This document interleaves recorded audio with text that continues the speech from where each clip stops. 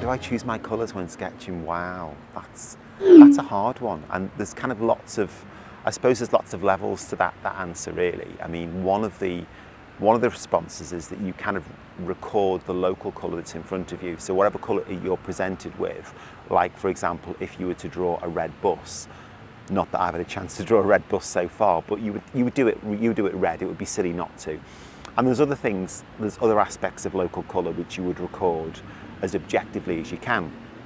And often that's my starting point to see a colour. Like for example, it could be a tree, it could be the facade of a building, and there could be something that you kind of hook yourself into objectively. And that's the starting point. But then once that goes down, that then has a life of its own, and that colour then talks back to you on the page. And then you're kind of dealing with abstract qualities within the picture, so that red might then need a blue to play with. And then that red and that blue might need a yellow or an orange to play with. So you're then talking about kind of formal qualities of picture making. And that's very much to do with how the picture evolves itself and what the picture needs. So that's more of a kind of abstract approach to do with balancing the composition.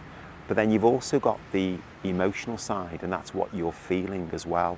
And that's to do with, the temperature, it's to do with your energy levels, it's to do with your confidence and your familiarity with the subject as well. So there's a whole raft of things. So it's starting off with local colour, it's kind of using the qualities of the colour on the page to make a picture, and it's also how you're feeling as well. And all those three things are kind of working together all the time.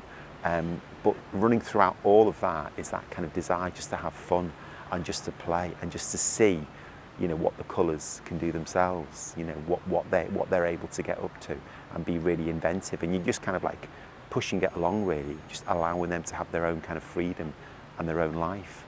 But that probably doesn't answer your question at all, because it's very intuitive and it's very personal as well.